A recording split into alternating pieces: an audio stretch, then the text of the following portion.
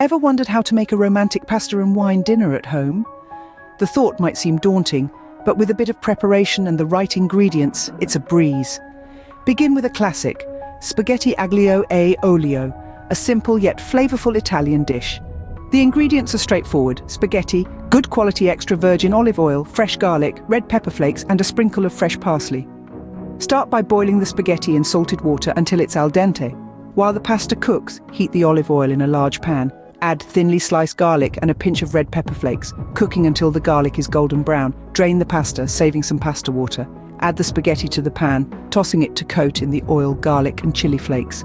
If the pasta seems dry, add a bit of the reserved pasta water. Finish with a sprinkle of chopped fresh parsley and a generous grating of Parmesan cheese. Now, onto the wine. It's all about pairing. For spaghetti aglio e olio, a white wine like Sauvignon Blanc or Pinot Grigio is a great choice.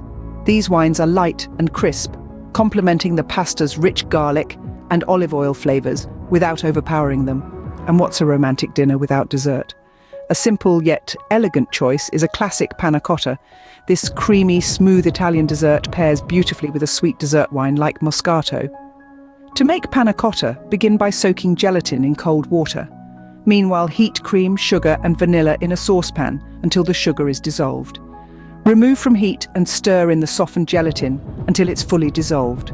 Pour the mixture into ramekins and refrigerate until set, about 4 hours.